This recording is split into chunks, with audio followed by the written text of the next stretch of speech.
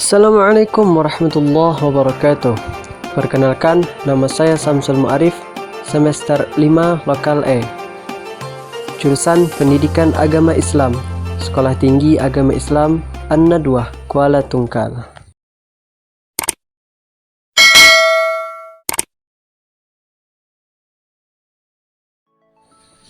Manusia diciptakan oleh Allah diberi kelebihan yang sangat dominan dibanding dengan makhluk lainnya, yaitu kelebihan berupa akal yang membedakan manusia dengan makhluk lainnya.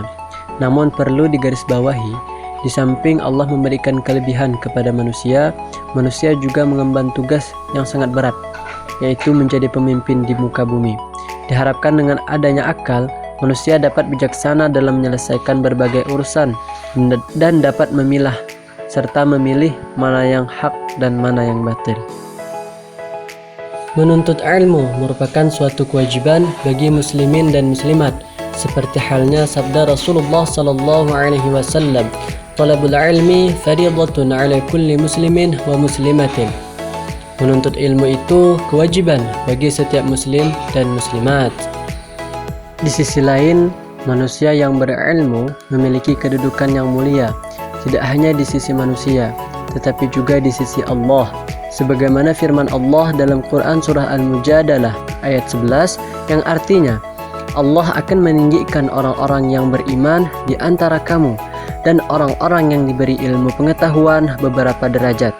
Oleh karena itu, Islam memandang bahwa menuntut ilmu itu sangat penting bagi kehidupan dunia maupun akhirat.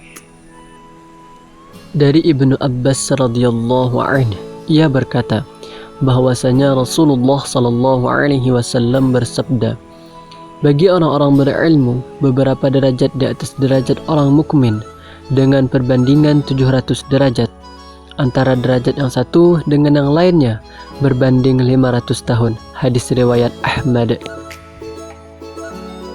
Syarah hadis tersebut di atas menjelaskan bahwa pendidik adalah orang yang beruntung karena orang-orang berilmu ditinggikan derajatnya oleh Allah Subhanahu wa ta'ala.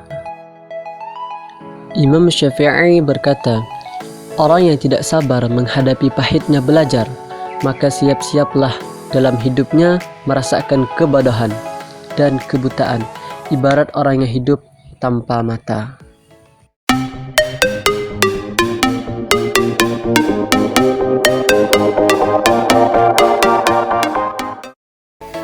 Soal, apakah semua ilmu itu harus dipelajari?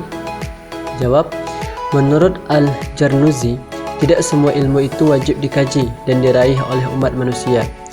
Disinilah akhirnya ada konsep wajib secara individu, yaitu wajib ain atau fardhu ain, dan ada wajib secara perwakilan atau fardhu kifayah. Wajib yang kedua ini maksudnya apabila di antara kelompok masyarakat sudah ada yang ahli di bidang ilmu tertentu, maka orang lainnya tidak terkena kewajiban mengkajinya melainkan sunnah. Ilmu yang dihukumi wajib secara individu itu disebut dengan ilmu hal. Maksudnya adalah ilmu yang berhubungan dengan perilaku hidup manusia, seperti halnya salat, puasa, dan lain sebagainya. Jelaskan definisi ilmu menurut Ibnu Arabi. Ibnu Arabi memaknai ilmu memiliki perbedaan batasan dan hukum. Pemahaman arti ilmu dapat tergantung siapa yang memahami. Jika keahlian orang itu memaknai ilmu di bidang fiqih, maka ilmu tentang halal haramlah yang dimaksud. Begitu juga kalau ahli tafsir, ahli hadis yang berbicara, maka ilmu yang berkaitan dengan Al-Quran dan hadis yang dimaksud dari matan hadis tersebut, dan begitu seterusnya. Mengapa kita wajib mempelajari ilmu agama dan ilmu dunia? Pertama, ilmu agama. Wajib kita mempelajarinya karena dengan ilmu agama kita dapat beribadah sesuai tuntunan Rasulullah sallallahu alaihi wasallam, sehingga amal ibadah kita dapat diterima oleh Allah Subhanahu wa ta'ala sebagai bekal hidup sesudah mati, yaitu hidup yang kekal abadi. Kedua, ilmu dunia. Wajib kita mempelajari ilmu dunia karena kita diciptakan dan diberi tugas sebagai khalifah di muka bumi. Dan dengan ilmu itu kita dapat melaksanakan tugas kita, menjaga dan memanfaatkan bumi dan isinya tanpa membuat kerusakan. Jelaskan kemudahan yang diberikan Allah Subhanahu wa Ta'ala bagi pencari ilmu. Yang pertama, Allah akan memberikan berbagai kemudahan kepada para pencari ilmu, seperti kemudahan bergaul, kemudahan mendapatkan pekerjaan, termasuk kemudahan untuk menuju surga. Dan yang kedua, para malaikat akan memberikan perlindungan kepada para pencari ilmu dengan cara meletakkan sayapnya sebagai bukti kerelaan mereka terhadap apa yang dilakukan oleh para pencari ilmu. Sebutkan keutamaan menuntut ilmu.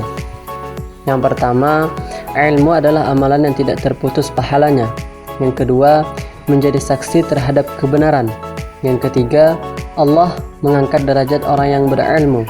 Yang keempat, ilmu adalah anugerah Allah yang sangat besar. Dan yang kelima, menuntut ilmu merupakan jalan menuju surga. Bagaimana sikap Anda apabila ada seorang muslim yang enggan mencari ilmu? Wajib untuk mengingatkan, karena sebaik-baik manusia yang berguna atau bermanfaat untuk yang lainnya. Mengapa kita diperintahkan untuk menuntut ilmu? Jika segala sesuatu tanpa ilmu akan rusak, maka dari itu kita diwajibkan untuk menuntut ilmu dari lahir hingga meninggal dunia. Siapakah makhluk Allah Subhanahu wa Ta'ala yang memintakan ampun bagi para pencari ilmu? Yaitu para malaikat dan hewan yang ada di laut, yang senantiasa mendoakan setiap insan yang berusaha mencari ilmu dengan ikhlas. Demikianlah sedikit pembahasan hadis tentang ilmu pengetahuan. Untuk melengkapi tugas mata kuliah Hadis Tarbawi 1, dosen pengampu Dr. Nur Habibullah, SPDI MPD. Mudah-mudahan ada manfaatnya. Mohon maaf apabila terdapat kesalahan.